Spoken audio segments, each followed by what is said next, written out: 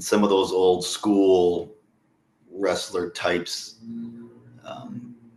say that I'm not respecting the business or respecting professional wrestling, I tend to think they've never seen me wrestle and they don't know what they're talking about.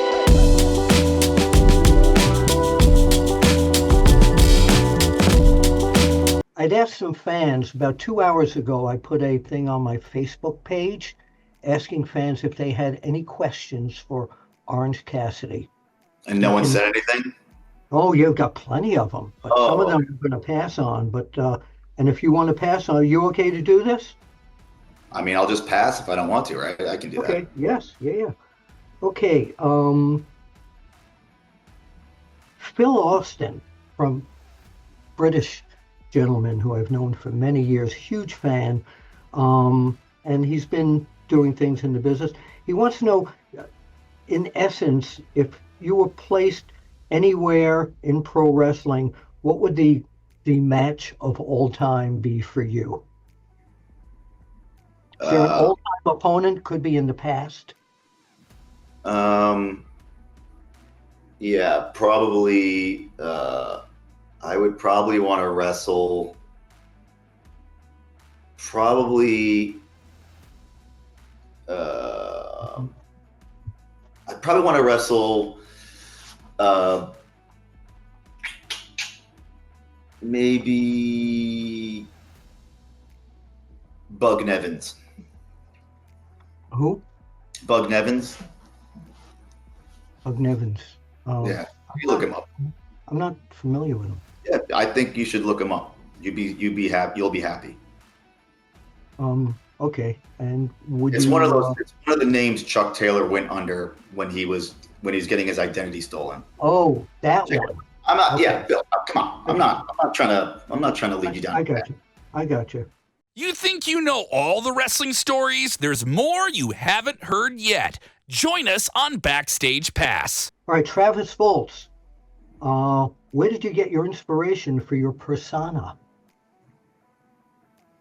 Well, I just embraced who I am, and I wanted to be different. I wanted to be unique. So I try to do the opposite, what everybody else was saying, in a way that works into professional wrestling, just in order to stand out. Okay. William Maybach Jett, not related to Joan Jett, but spelled J-E-T-T anyway. Where did you come up with the hands in the pocket when you're wrestling? I was in a match on the Indies and Beyond Wrestling, and somebody was like mocking me and kind of like trying to get in my head or whatever, and basically saying I can't wrestle or whatever it is. So I said, okay, I can beat you with my hands in my pockets, and I put my hands in my pockets and I did it. Really? Now, Big Ray Hernandez, who I've known forever, and a follow-up to that question, he wants to know if your hands are in your pocket, what are you protecting? My pride. Got it. Jim Valley, very well-known wrestling journalist. Bill, in connection to Orange Cassidy, can you talk about how many wrestlers of the 60s and 70s try to take as few bumps as possible? I don't understand why more people don't appreciate the genius of Orange Cassidy. He's very old school at heart, trying not to take horrible bumps. So, old school at heart, correct? Very much so. And yeah. It's when some of those old school wrestler types say that I'm not respecting the business or respecting professional wrestling, I tend to think they've never seen me wrestle and they don't know what they're talking about. Yeah. I saw you way back before you started in AEW, and you're a fine pro wrestler. Jimmy Ashburn says, what are your goals in wrestling? What was your inspiration for becoming a wrestler? Did you look up to anyone growing up that made you want to become a pro wrestler? No, I didn't really look up to one individual. I think I looked at the different styles of professional wrestling and how it evoked emotion and how it's a live entertainment where you get involved as a fan, and I really found it fascinating that there are so many different types of professional wrestling all around the world, and I wanted to learn as many as I could. So there was no, were you a fan watching on TV when you were growing up? Yeah. So there was no one who inspired you and said, I want to be like that guy? Well, you're an original, actually, so. Yeah, I mean, I never wanted to be like anybody. Obviously I enjoyed it because I was watching it, but there was never one person I wanted to emulate. I knew in order to stand out, I'd have to be unique. Has AEW, this is Connor maybe, has AEW been what you expected it to be? Yes, and so much more.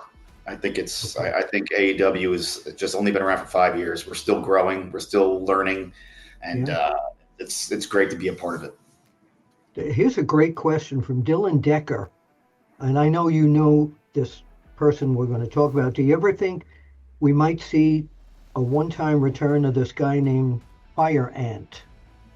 I don't know who that is. People bring it up all the time, but if I do run into Fire Ant, I'll let him know. Or them know. I'll let them know. You got that answer. Nick Lagamba, does Orange think he can defeat Super Humman? The stunt guy. I never assume I can beat anybody. Okay, interesting. This makes no sense to me, but it might to you, Jason Abrams. Should the 76ers shut Joel Embiid down for the season and go for a lottery pick? I would defer that question to my good friend Chuck Taylor, who is actually on his way to the 76ers game right now. Oh, okay. All right. Got a few more questions here. Do you ever work out? Do you want to look athletic someday? Well, I think I look athletic. I do too.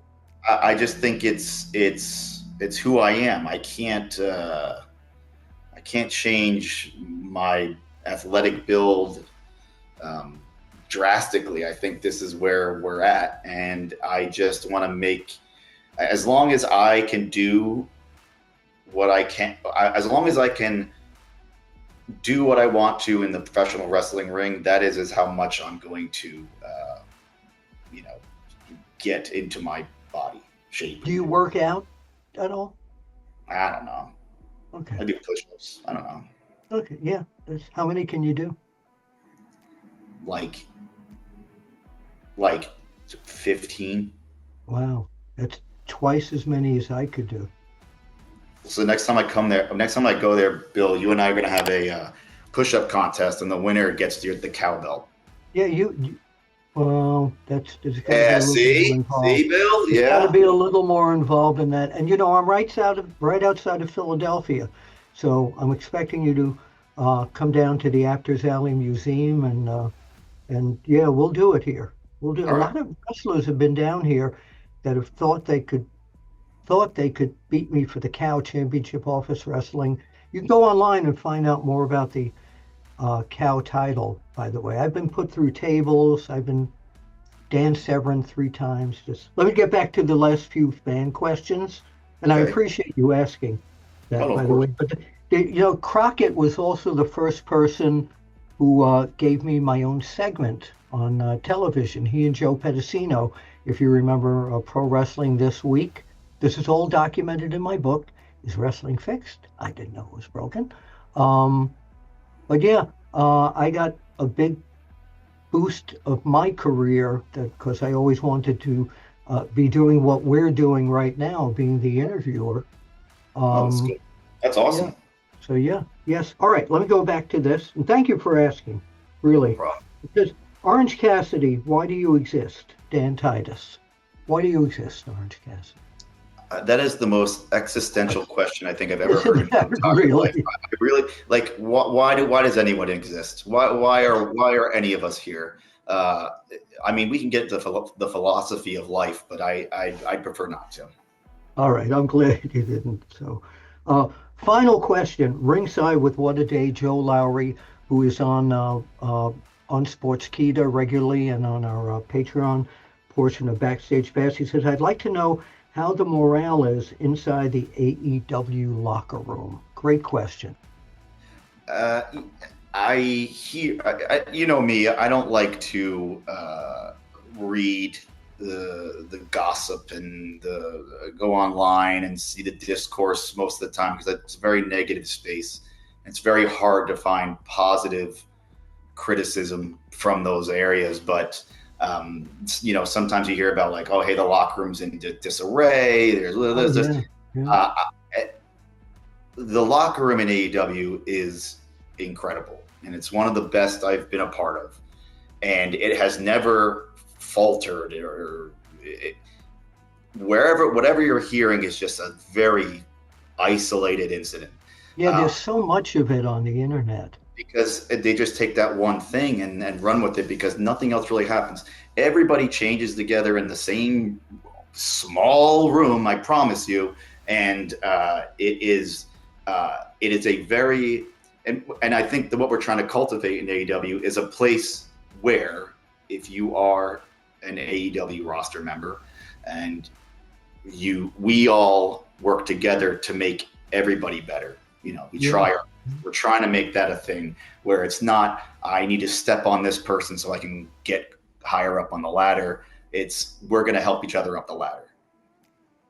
With all the new talent coming in, which you brought up at the beginning of this interview, what do you have to step up your game to keep on the top level of the shows? 100%. AEW was daunting when I first came back in 2019, because the amount of talent was incredible. And I felt like every year it doubled, and they're just getting better. And I feel that we have some of the best professional wrestlers to ever do it on the roster, which makes it far more difficult for me to keep my place up in the win column. And if you know this, Bill, I'm sure you're a stats guy.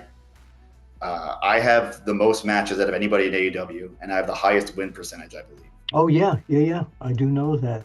I mean, my last question is, and I wasn't going to ask this, but we kind of opened up, the naysayers to AEW. Oh my God, they got to go to smaller arenas. Oh my God, they're not packing the houses. Oh my God, there's dissension. What do you say to these people?